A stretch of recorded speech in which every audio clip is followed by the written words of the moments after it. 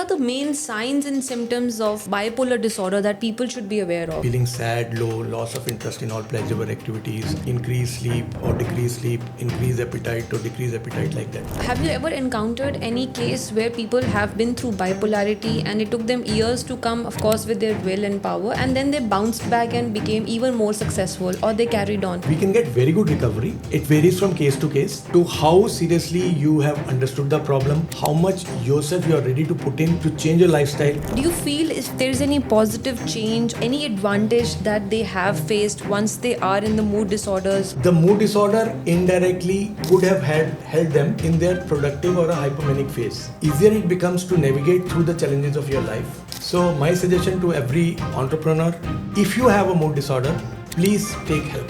What is your personal challenge that you have faced in treating any of those high achievers in your own practice? When you say that uneasy lies the head where crown lies, there has a lot of meaning in it. When this comes out, once these things we have taken care of, then comes the part of treatment to put insight into the brain of that person, to break that wall which sometimes they tend to have because many times they become paranoid. They don't want to talk to anybody.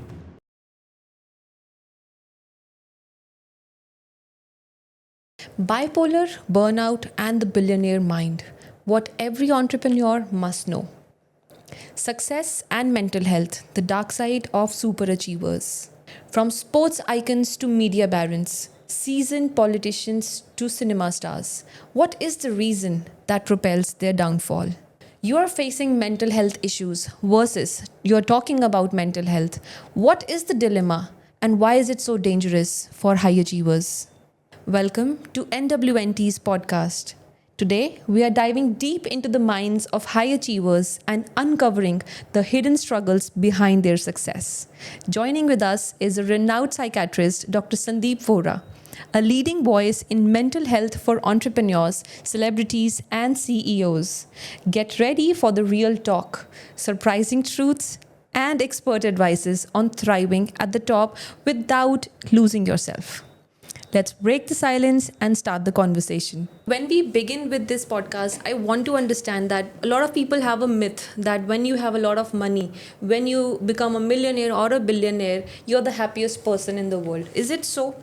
No, had this been the fact, every billionaire in the world would have been the happiest. Rather, the fact is the other way around. And if you ask me, I see so many of them who are very unhappy due to various reasons. So equating happiness with money, I think, is overstated. Actual life में ऐसा नहीं होता है और rather हमको ये लगता है कि what I feel is कि many times too much of money creates so much of unhappiness that the same person thinks it's better कि मेरे पास पैसे कुछ कम होते. And what are the main signs and symptoms of bipolar disorder that people should be aware of, especially in high stress jobs like being a CEO? Yeah, see, we have to understand that depression anybody can understand. It's very, it can be easily understood by the fact that, you're feeling sad, low, loss of interest in all pleasurable activities, increased sleep or decreased sleep, increased appetite or decreased appetite, like that. But bipolarity is something in which bi means two, pole means polarity. That means you will find the same person in two different phases, in which in one phase the person will be very slow, low, dejected, negative. But the second one, the opposite one, is just the opposite of the depression, which means instead of feeling low, the person will be overactive, euphoric, over energetic, over optimistic. There is decreased need for sleep. The person doesn't sleep, just sleeps for 3-4 hours and feels refreshed and is ready to go. So bipolar mood disorder is something which has to be understood, and it has to be clearly delineated from unipolar depression. Unipolar depression is that you have depression and you stay in depressed phase, or whenever you have a problem you have only sadness. But bipolar is where you have both the things, both the phases. The most interesting aspect is that in some of the cases, the high phase tends to increase productivity of that person.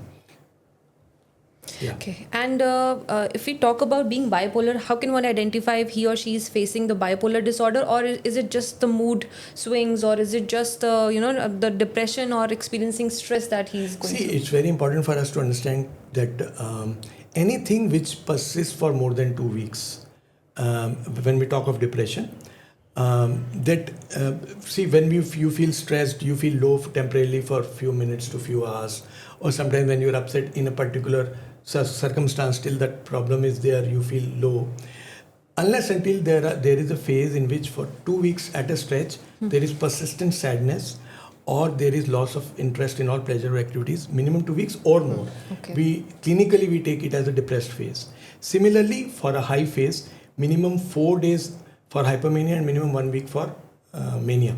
So, in which the overactive phase has to be for few days, and we have to remember that some people can say that this is my nature. So we are talking of those symptoms which are beyond the nature of a person. If somebody is very energetic, that doesn't mean that he is bipolar. If somebody is very active, doesn't mean he or she has bipolar disorder. Okay.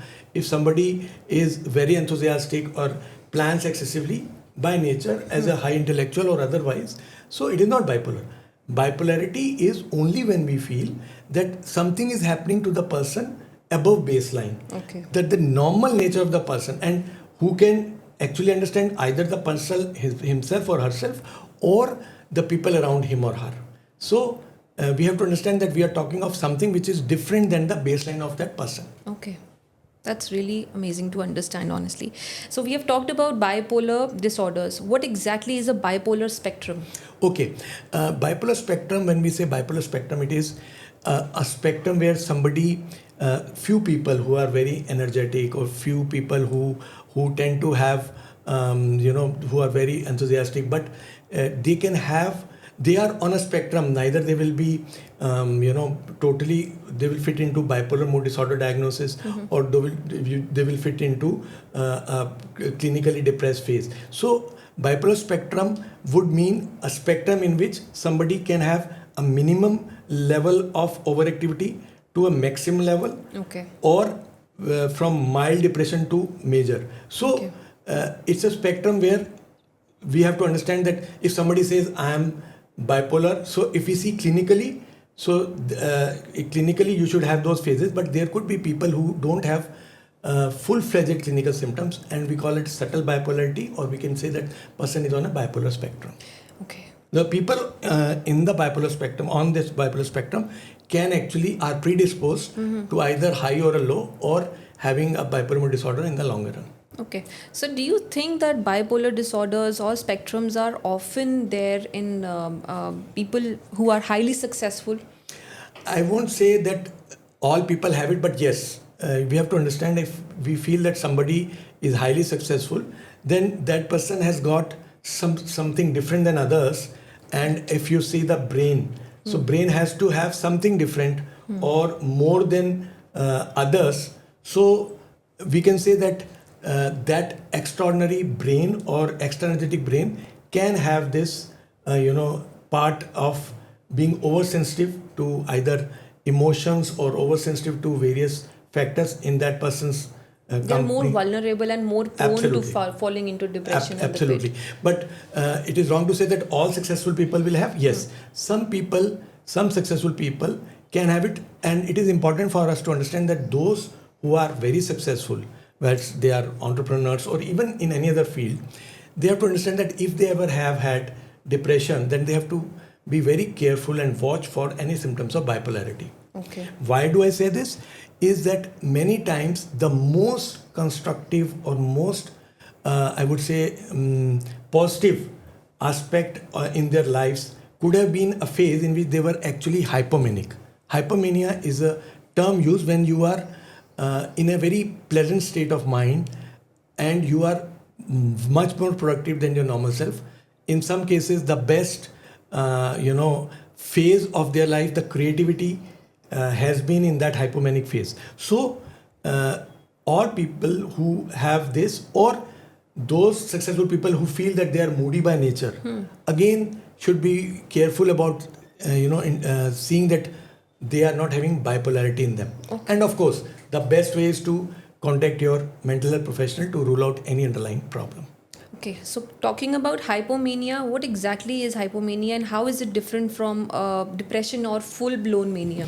Yeah, okay. When we say full blown mania, that means the person has become, there is impaired judgment, or the person has become that disruptive that it has been brought to the clinical attention, either by his or her activities or by the family. So, extreme form, or I would say the exaggerated or the aggravated form of hypomania is mania. Okay. That is still easy to identify, but hypomania is a very, I would say, a phase in which all these activities are in a orderly fashion, and they are goal directed in such a way that you tend to do things very efficiently, and you can do things in the best possible manner. But the only difference is the activity in that phase would be in a, if you see yourself, if the person himself or herself sees, then it will not be his or her normal nature. Okay. So it will be slightly more than that. So a period in which your, for a layman to understand, if your brain's voltage is low, I label it as depression. If it is high, I will label it as mania. But if it is subtle high, in which you are actually doing so many things in the right way, that it could be hypomania, but that is not your normal self. So away from your nature, but slightly above, is hypomania. So, do you think people who are hypomaniac have a better chance to be successful once they are into that zone? I would say that many of the successful people and entrepreneurs could have had hypomanic phase which is unrecognized, and that could have led to some extraordinary work or this. But for us to understand, it is very important that if there is hypomania, their chances of recurrence of depression are very high, because if your voltage goes above normal, it will definitely try to come back to normal, but it will be then through depression. Correct. So the best way is to understand what hypomania is and to look for solution or seek clinical guidance, because in hypomania, patient will never go to the doctor. And hypomania is many times, rather I would say mostly missed. Why? Because either it is taken as the phase in which the person was very happy, True. or it is not recognized as something abnormal, or the family members say no, that is his best nature.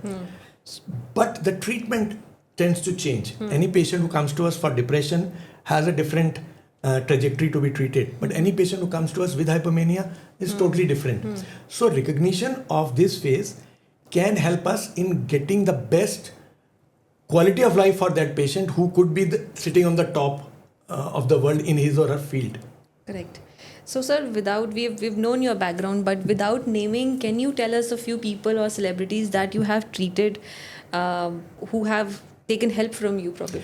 Yeah, see, I have treated few of the people who have been at the top of their game. Of course, I was called when they were in a low phase. So one of the entrepreneurs who started from scratch and he came on the top at that time, had not slept for 2 years. And when I asked him, he said that I don't feel the need for sleep. So I said, welcome, this is hypomania. Okay. So, but in that phase, he actually went out to establish another branch of his business, and which was very successful at that stage. But as I have told you earlier, that people tend to come to the doctor or are brought to the psychiatrist notice only when they are in a low phase. He had all the possible, I would say, facilities. And the first question which you asked me, he would be the one in that phase would say that I don't think whatever I've done is worth it. He was multi-billionaire at that time only, and he was never happy. So that phase of him, in the low phase when I was called, gradually over a period of time we went. It took me a lot of time to help him, but yes, we were able to help him to go back to normalcy, and later on he was normal, but he had to be on medicines lifelong. Lifelong medicines. Yes, in his case. Have you ever encountered any case where people have been through bipolarity and it took them years to come, of course, with their will and power, and then they bounced back and became even more successful, or they carried on? No. See, so the treatment of bipolar mood disorder has many challenges. So, and what we see normally is not only the mood disorder, but there are underlying other issues. There could be, lifestyle issues. There could be relationship issues. There could be substance abuse. There could be self-medication. There could be, a lot of issues in the life, professional or personal, which would be putting pressure on that person permanently. So, but yes, if the doctor's advice, the psychiatrist's advice is seriously followed, we can get very good recovery. Okay. It varies from case to case. So, to how seriously you have understood the problem, how much yourself you are ready to put in to change your lifestyle, because some people have such a hectic lifestyle that they travel all over the world. One of the patients whom I had would be normal in India, but as soon as it would go, because of jet lag, would start feeling low. Okay. So circadian rhythm. So all these things minutely we have to look into that person's lifestyle. You can't tell them to stop doing their business. So we have to make all those changes. Plus whatever substance abuse there is there, we have to tell them to totally be off it. Some high profile people would say, many of the entrepreneurs would say that we have to keep on meeting people and we have to take alcohol. But I tell them that if your bipolar disorder has to be treated, it has to be stopped at least at this juncture. Later on we can see medication, lifestyle, sleeping pattern, no substance abuse, and how well are you responding to the medicine, which may not be in the control of the patient or the doctor. These all things in totality give us the recovery. But yes, I have treated many people, many entrepreneurs or people whom I would say have been on top, from a common man to a person who has been on top, and they've been able to lead normal life on medication. But these are usually those people who have actually followed my advice or any doctor's advice. Okay, so we are talking about super successful people. So in your practice, what is the most dangerous thing you have observed in super successful people when their mental health is low? The first and foremost is the barrier. The biggest barrier is who will tell them that they are unwell if they are not willing to accept.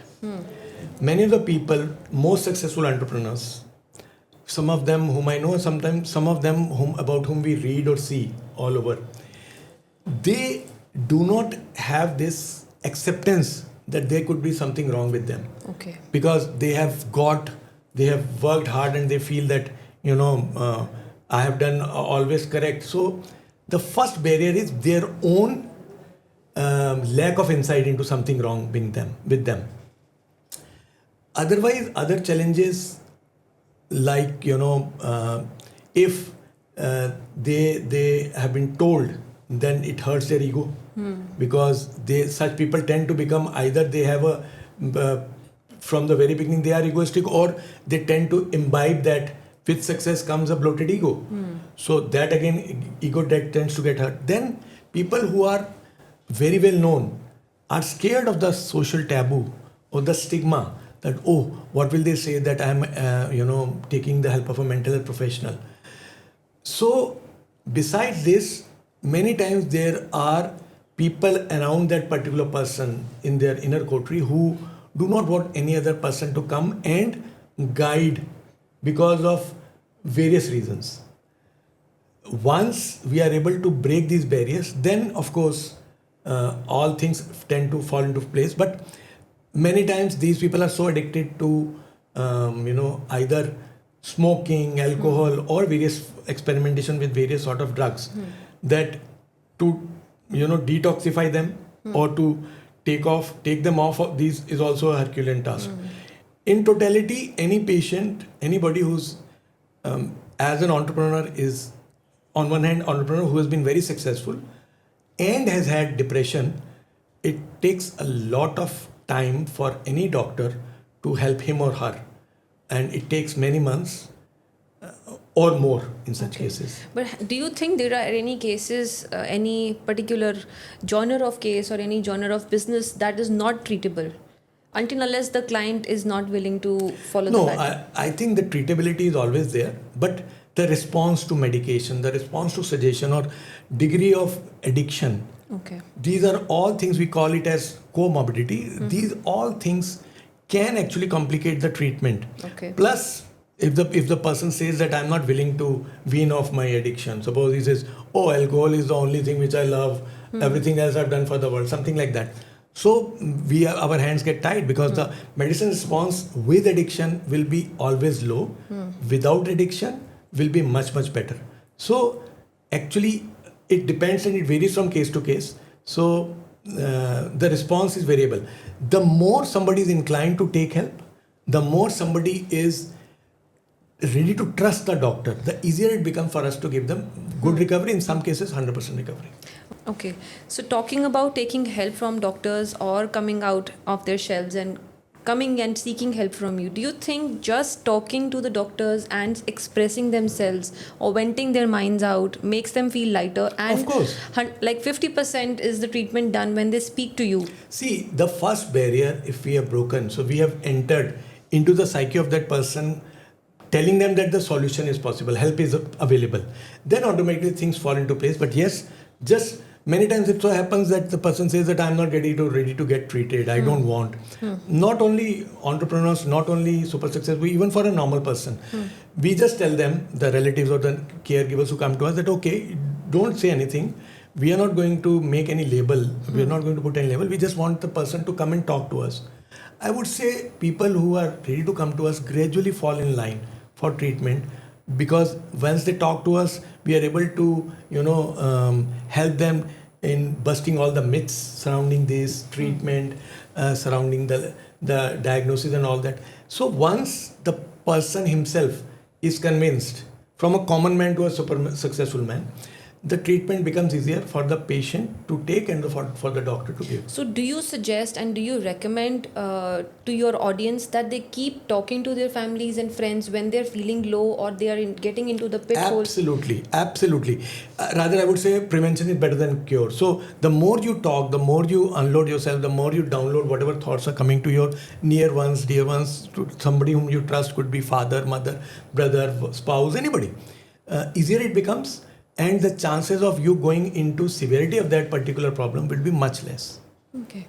Do you also suggest we take any social media help when they are falling into that black hole of depression? It's always important to strictly follow qualified people. Okay. Qualified websites, I would say recognized website which has qualified people. I would discourage people to go into follow those people who are either self-styled, not qualified, or are proclaiming to be the experts, but they don't have the degree. So all qualified people with a background which you can verify should be your source of any information you want to have on mental health. Great. Okay. So, sir, there are a lot of misconceptions and myths that are related to psychiatric treatments and medications. Do you want to spread some light on them? See, we have to understand that as of today, there is no way that I can just talk to the patient, decide that this is the 100% correct treatment for the patient. So the best way is to, with my experience, and the intuition I have with my experience, I would try to see that, okay, this medicine is likely to give the benefit. But each patient has a different response. So you have to be patient while taking the treatment from a psychiatrist, because psychiatrists can have multiple sessions with you to actually mix and match in many cases. In straightforward cases, I would say that we don't get any problem and we get good results. But in many cases, either those cases where there is chronicity, that means the illness has been there for many years, or cases where there is comorbidity, means besides mood disorder, there is obsessive compulsive disorder, there is substance abuse. All complicated cases will take time. So And as far as medicines goes, the way you go to a specialist who controls your blood pressure, he gives you medicine and then checks the BP and he keeps on adjusting the dose. Similarly, we do that. But yes, we have to go slowly in cases where we feel that there could be side effects. The side effects usually are temporary and we can immediately stop the medicine. The balance and judicious use of medicines in psychiatry is the key. And the patient has to be comfortable with the medicine and there should be no side effect which is troubling the patient in any way. That is the bottom line. But it can take some time, few weeks to few months in some cases, for the psychiatrist to come out with the right prescription. But yes, if many times we get patients who come and say that, okay, what happens if I don't get myself treated? So the difference is that if untreated depression or mood disorder or untreated psychiatric illness, you are going to have worsening of quality of life from all angles as your age advances. So I tell them to weigh the pros and cons of not getting treated or treated. If you get yourself treated, if there are any side effects, those are usually most of the time reversible, and by getting yourself checked up at regular intervals, it can be monitored. Okay. Talking about medications and treatments, there is a myth that antidepressants can worsen anyone on bipolar spectrum. So what is your approach on this? Okay, so this is a very important question you have asked. As I told you that extraordinary brains have extraordinary challenges. So anybody who is already over energetic by nature, or anybody who's very fast in thinking, and he or she goes to the psychiatrist and say that they are feeling low, and usually the first thing would be that they are given antidepressants. So many times what happens that those antidepressants, because there is no history of any switch, we call it a switch, so they can have worsening of mood. Okay. So anybody who's at the baseline energetic, hyper energetic should be careful. But all such cases where there is diagnosis confirmed of bipolar mood disorder, or there are episodes in the past of mania, hypomania, usually antidepressant can cause worsening. Okay. So we have to be very careful. You leave it to your psychiatrist to decide in your case, but self-medication is strictly no. Okay. And you don't go to the doctor, you diagnose yourself with bipolar disorder and you feel that antidepressants are the best, I'm sorry. It's recipe for disaster. Antidepressants tend to worsen the mood cycle. And in those cases whom we say that are very successful but are moody by nature, this antidepressant can actually increase the worsening of mood swings. So what happens then? You feel low, you take antidepressant gives you a high. That high is not slight high. That high tends to sends you in a hypomanic or a manic episode in which desire to take drugs, intoxicants and intimacy with opposite sex, all this increase drastically, leading to chaos in your life, which world perceives as somebody who's totally dysfunctional, though he's very successful. But the fact of the matter is this person has never understood the importance of mental health, or this person has self-diagnosed or has been taking on antidepressant, leading to worsening of symptoms. It's very common for us to see that people come to us when the problem has worsened so much that they require hospitalization. When you see their history, they would say that, okay, there was a problem, their sleep was a problem, we started taking sedatives, everything on their own without consulting anybody. So through this podcast, I would like to caution all those entrepreneurs, all those people, super successful people, or even for ordinary normal human beings who are having moodiness or who are having temperamental issues, never to take antidepressant unless until given by your qualified psychiatrist, the one who actually understands you very well and feels that okay, antidepressant will be here. But self-medication is strict no. You are going to create havoc in your life if you keep on self-medicating. So you are not taking any names, but there is one big celebrity who has taken your name in one of his interviews, and he is a person who has been quite vocal about his bipolarity and his depression of late, and it's actually a very big thing to come out of your shelf and talk about it. Would you like to explain and brief us something about that person? I don't know about whom are you talking. It's the famous Yo-Yo Honey Singh we are talking about. Oh, Honey Singh. Yes. If you ask me, I think I'm really happy that he has bounced back. And the fact that he's come out in open, it is really something very, very good. But somebody at his level has come out and accepted that he has bipolar mood disorder is something great. So I must thank him for actually talking and normalizing the conversation about bipolar mood disorder. And it's really very nice of him to speak so openly. And of course, it was his prerogative. He took my name. Yes, I was the first psychiatrist to whom Yo-Yo Honey Singh came.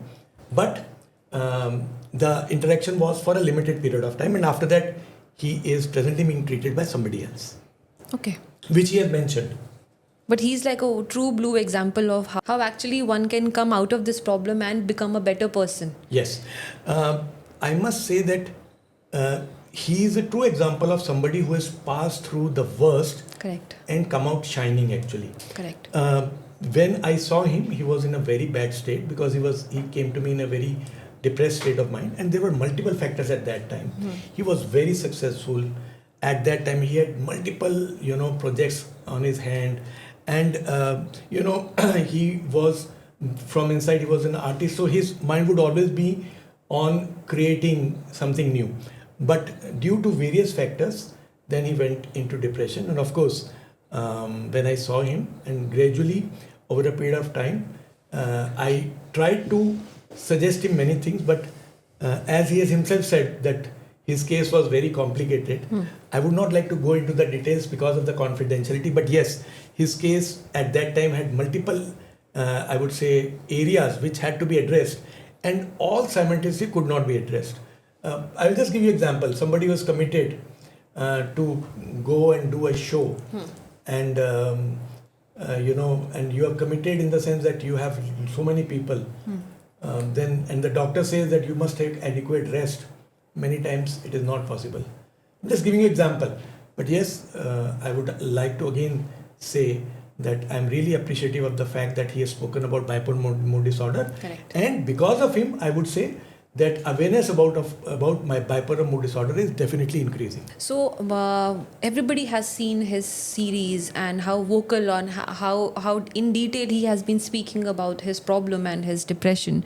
So we have also felt and realized that a lot of patients complain of being zombic or getting demonic once they are into this phase.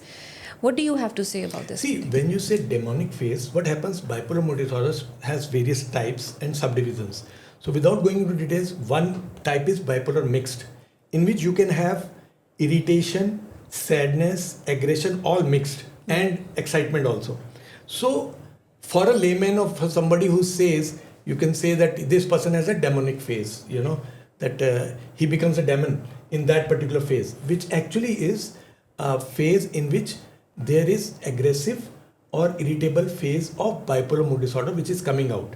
Okay. So this sort of a phase is again has to be recognized. These all, whatever symptoms I am speaking, have to be only first being these symptoms have to be verified by a psychiatrist. Okay. Only then we can go ahead in anybody's case. So I would not suggest anybody to self-diagnose.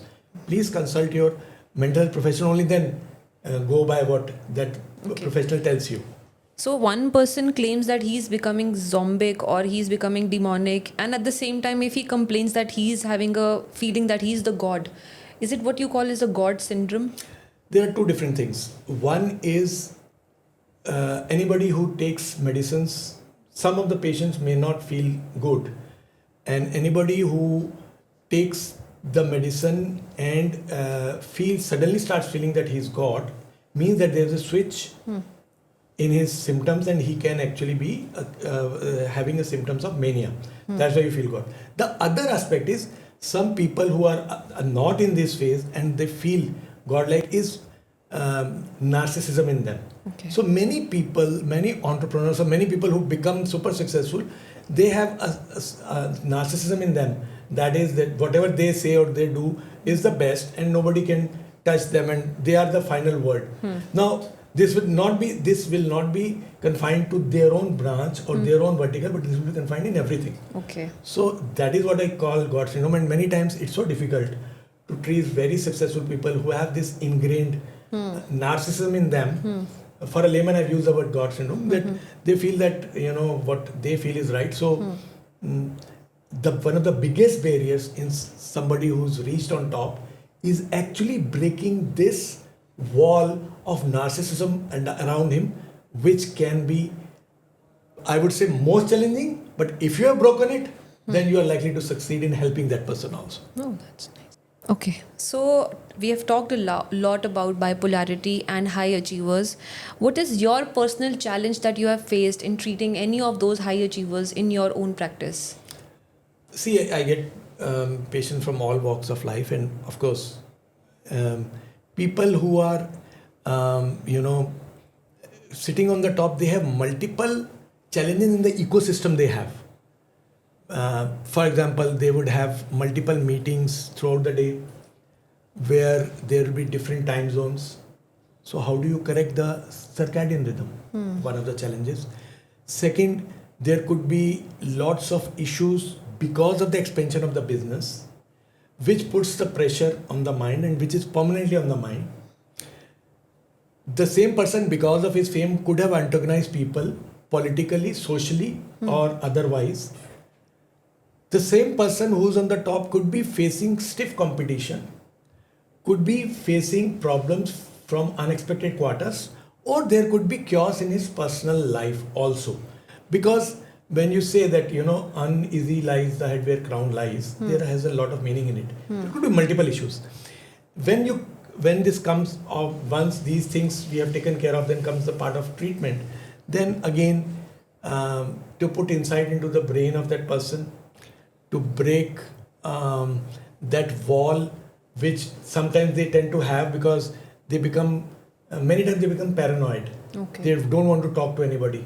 They become so much self-centered that they feel that, okay, if I say something, it could be misinterpreted. So all these things, of course, once these things are taken care of, then the treatment becomes easier, and the treatment is ultimately the same for a common man with bipolar disorder, same for somebody who's a very successful entrepreneur.